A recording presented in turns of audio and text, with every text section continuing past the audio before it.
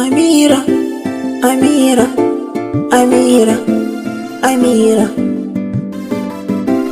Amira, zo zo zo zo zo ku zauna tare. So yana da daɗi, wasu ko ya fasa haushi.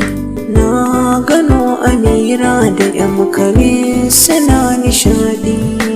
Tare mata ƴan kalit ne ya ce na koɗa. Ki kaɗai ya baiwa ragama karki masa wauta.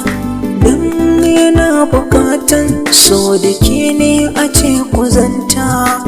Ko dare na ransa ya azaki cikin gidansa.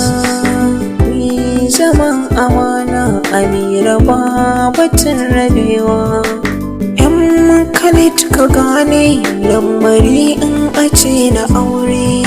Sai gumi cikinsa zana so dukkanin ka ture. Kar ka sa fusata zuciyarka ka sanya kyaure.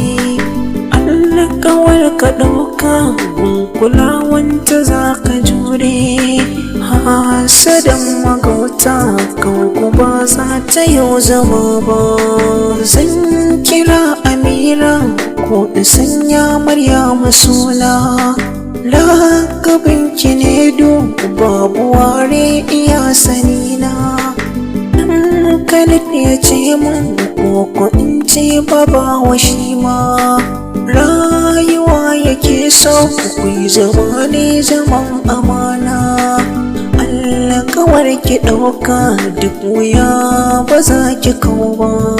Sai gumin mutane Amira na san kina ta fama.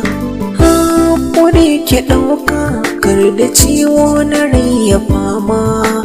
Don ku babu haufi a tafiyar sake ce a dama. Ni gano hakika kuma ba za ya yada ke ba. In kalit aboki rayuwa sai ka dinga duba. An kare fahimta wacce ke so ku zama tumba. Ita ce Amira sunanka ta kai shahar ga abba.